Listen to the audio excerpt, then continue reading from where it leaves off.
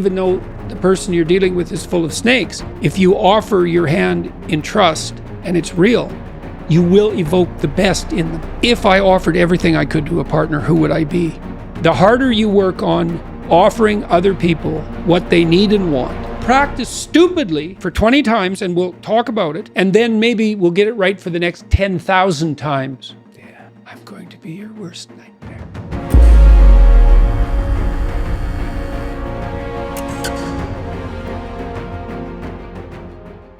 Do you have advice for young people? You've given, a lot of people look up to you for advice, for strength to search for themselves, to find themselves. Take on some responsibility. Do something for other people. You're doing something for yourself while you're doing that, even if you don't know it, for sure, because you're a community across time.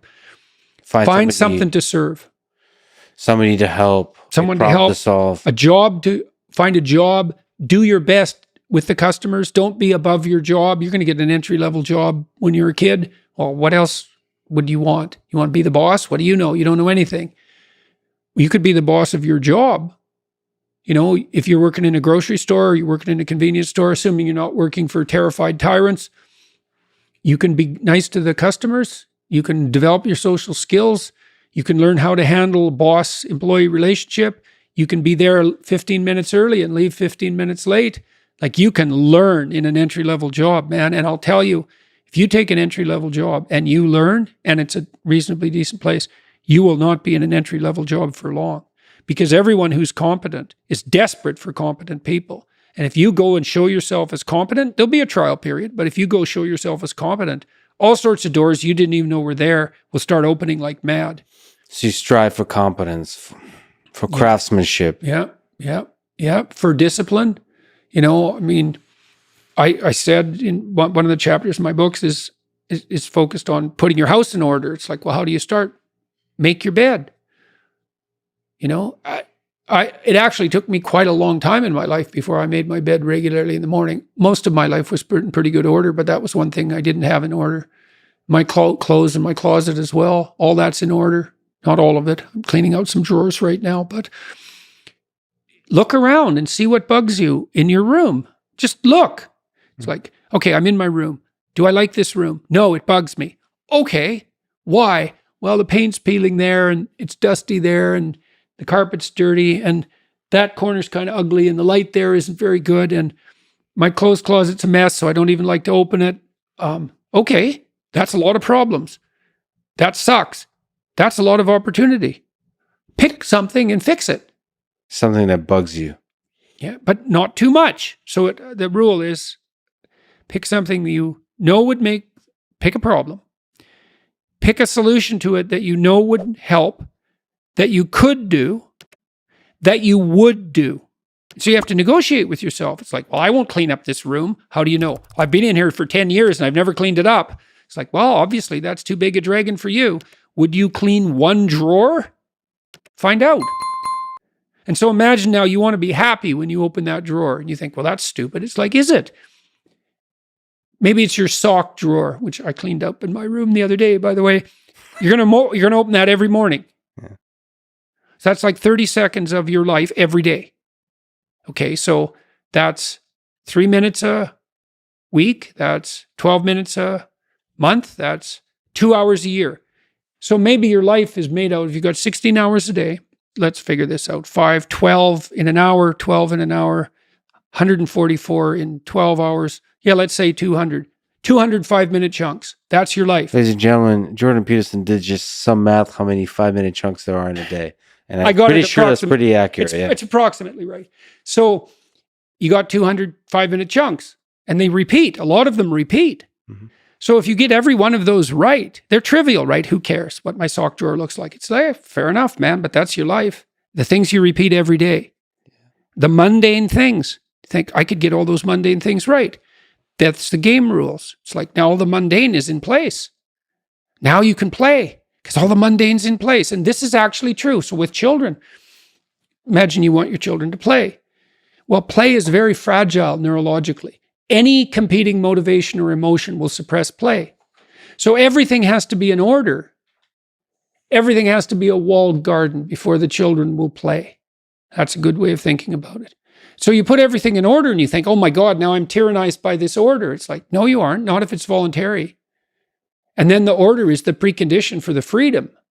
And so then all of a sudden you get all these things in order. It's like, oh, look at this. I've got some room to play here. And then maybe you're not depressed. Now, it's often not that simple, It's not that simple. Try putting your room in order, perfect order. That's hard, man. I mean, it's a really powerful way to think about those 5-minute chunks. Just get one of them right in a day. Yeah, well, if you do that for 200 days, your life is in order. Yeah. I thought I did that with my clients a lot. So a lot of them would come home from work, the guys, and their wives would meet them at the door and it'd be a fight right away. And it's a clash there because he comes home and he's tired and hungry and he's worked all day and he's hoping that, he gets welcomed when he comes back to the home. But then the wife is at home and she's been with the kids all day and she's tired and hungry and she's hoping that when he comes home, he'll show her some appreciation for what's happened today. And then they clash and then they both have problems to discuss because they've had their troubles during the day.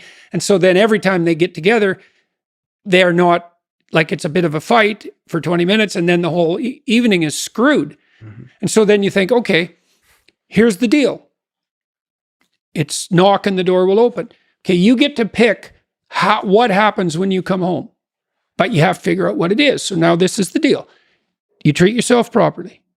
You imagine coming home and it goes the way you want and need it to go.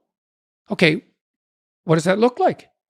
You get to have it, but you have to know what it is. What does it look like? And you think, okay, I want to come home. I want to be happy about coming home. I come home. I open the door. I say, hello, honey, I'm home. My wife says, hi, it's so nice to hear your voice. She comes up. She says, hi, dear. She gives you a hug. She says, how was your day? And you say, well, we'll sit and talk about that. How was your day? Well, we'll sit and talk about that. Do you need something to eat? Probably. Let's go sit and talk about our day. It's like, that sounds pretty good. Okay. That sounds pretty good. Might not be perfect, but sounds a hell of a lot better than what we're doing now. So how about we'll go talk to your wife and say, okay, this is what's happening when I come home. I would like it to be better. What would you like to have happen if you could have what you wanted? Mm-hmm. And so she sits down and she thinks, okay, if he comes home, what do I want to have happen? And then now you got two visions and you say, well, what would you like? And you listen and she says, what would you like? And you tell her, and then you think, okay, now how can we bring these visions together? So not only do we both get what we want, but because we've brought them together, we even get more than we want. Well, who wouldn't agree to that unless they were aiming down? And that's so exciting. It's not a compromise. It's a union of ideals. That's even makes a better ideal. And then you get to come home. And then there's another rule that goes along with that, which is, please, dear, have the grace to allow me to do this stupidly and badly while I learn at least 20 times. Yeah. And I'll give you the same leeway. And then we'll practice stupidly for 20 times and we'll talk about it. And then maybe we'll get it right for the next 10,000 times. Yeah. Right? And you can do that with your whole life, and you can do that with your kids, and you can do that with your family. Like, it's not easy, but you can do it. It's a lot easier than the alternative. Let me ask for some dating advice from Jordan Peterson. How do you find, on that topic, the love of your life? That's a good question. I was asked that multiple times on my tour, 3 times in a row, in fact, because we asked people to use this Slido gadget. That's a popular question? It always came up to the top. And I got asked that 3 times in a row, and I didn't have a good answer. And then I thought, why don't I have a good answer? I thought, oh, I know why. Because that's a stupid question. So why? Yeah. Why? Because it's putting the cart before the horse. Here's the right question. Mm-hmm. How do I make myself into the perfect date? You answer that question, and you will not have any problem answering the previous question. It's like, what do I want in a partner? If I offered everything I could to a partner, who would I be? You work on that. Ask that question. Just ask. Just ask yourself, okay, I have to be the person that women would want. Okay, what do they want? Clean, that's not a bad start. Reasonably good physical shape. So healthy, productive, generous, honest, willing to delay gratification. So you dance with a woman. It's like, what's she doing? What are you two doing? Well, it's a pattern. There's patterns happening around you. That's the music. Patterns of being. That's the music. Now, can you align yourself with the patterns of being gracefully? That's what she's checking out. And then can you do that with her? And then can you do that in a playful and attentive manner and keep your bloody hands to yourself for at least a minute? And so, can you dance in a playful manner? It's like you can go through this in your imagination and you'll know. And then you think, well, how far am I from those things? And the answer is usually, man, it's a pretty horrible abyss separating you from that ideal. But the harder you work on offering other people what they need and want, the more people will line up to play with you. And so it's the wrong question. It's like, how can I be the best partner possible? And then you think, well, if I do that, people will just take advantage of me. And that's the non-naive objection, right? Because the naive person's saying, well, I'll be good and everyone will treat me right. It's like the cynic says, no, I'll be good and someone will take me out. And then you think, well, what do you do about that objection? And the answer is, well, you factor that in. And that's why you're supposed to be, what is it? As soft as a dove and as wise as a serpent. It's like, I know you're full of snakes. I know it.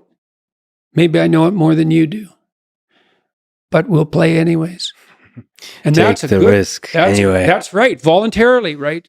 It's like, and what's so cool about that is that even though the person you're dealing with is full of snakes, if you offer your hand in trust and it's real, you will evoke the best in them. Yeah.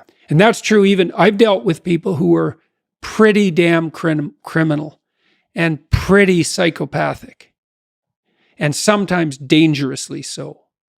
And you tread very lightly when you're dealing with someone like that, especially if they're intoxicated. And even then, your best bet is that alert trust. It's the only thing I know that, like, I had one client who was he was paranoid psychopath. That's a bad combination. He was a bad guy, man. He had like 4 restraining orders on him, and restraining orders don't work on the sort of people that you put restraining orders on. And he used to be harassed now and then by, a bureaucrat in a bank with delusions of power. And he would say to them, he used to kind of act this out to me when I was talking to him. He'd say, I'm going to be your worst nightmare. And he meant it. Yeah. And he would do it. He had this obsessional, psychopathic vengeance that was just like right there, paranoid to the hilt. And paranoid people are hyper acute. So they're watching you for any sign of deceit or manipulation. And they're really good at it because like they're 100% that's what paranoia is. It's 100% focus on that. And even under those circumstances, if you step carefully enough, you can avoid the axe. That's a good thing to know if you ever meet someone truly dangerous. Jordan Peterson shares advice for young people, emphasizing the importance of taking on responsibilities and finding ways to serve others. He encourages individuals to embrace entry-level jobs, excel in their roles, and develop essential skills such as social competence and discipline. Peterson emphasizes the significance of putting one's life in order by addressing small issues that may be bothersome in the immediate environment. He discusses the power of focusing on the mundane aspects of life, suggesting that by getting these aspects right, individuals create a foundation for a more fulfilling life. Peterson also delves into the dynamics of relationships, particularly in the context of coming home to a partner. He suggests envisioning the ideal scenario and working towards becoming the kind of person a partner would desire.